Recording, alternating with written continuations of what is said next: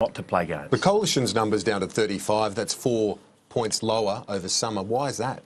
Well, look, I bring it down to this issue, which is the Australian people want us to get on with the job, and they want the opposition to get on with the job. And that is a clear message, not to just us or them. It is a clear message to everyone in this parliament. And, you know, doing what is right for the Australian people on issue after issue, on the enterprise tax cuts, on industrial relations, on free trade, that's what they want. You know, for Bill Shorten to be now opposed to free trade after the decades of Labor being an open market party is just extraordinary. And, you know, this is the sort of thing where I think the Australian people are just sick of it. Is Malcolm Turnbull more vulnerable in this sense that he pointed to Newspoll when he made the case to bring down Tony Abbott? He pointed to the fact that you had trailed for 30 consecutive news polls. We can spend the next 10 minutes sort of going through all the details of polls, but we are 6 months into this government. Sure. And the job here is to get on with the job.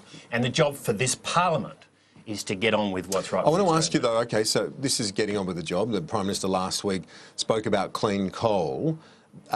He has been criticised by those in the industry, by obviously the Labor Party, saying that this is not something that's been realistically spoken about for years. Well, his comment, and the consistent comment we've heard from Josh Frydenberg, is that coal does and will continue to play an important role in our energy mix.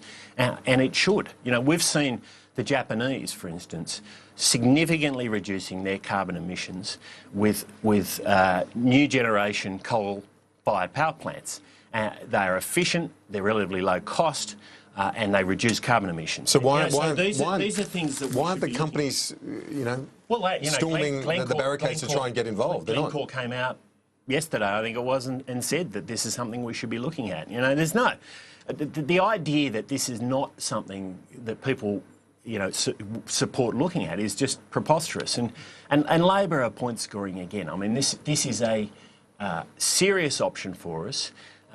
Point scoring is not the way to go. And meanwhile, Labor are happy to see power prices go up and their lights go off when they really need to be supported. But is this all too little too late? Hazelwood's closing on the 1st of April. Well, no. It seems like this is very late in the piece to be raising this. Well, we still have a very significant proportion of our electricity grid which is coal-based. That's not going to change overnight. Very significant.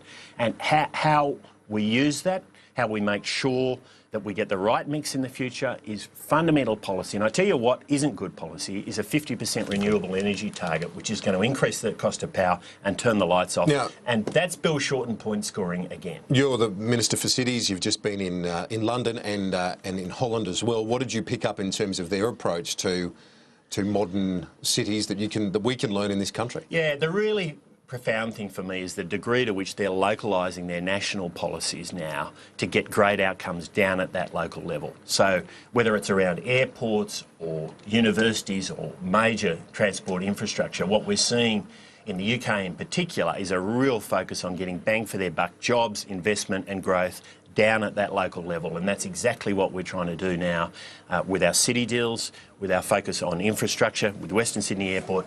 That's the right focus, and there's much to learn from the UK's experience in that area. Minister for Cities, Angus Taylor, thanks for your time. A quick break on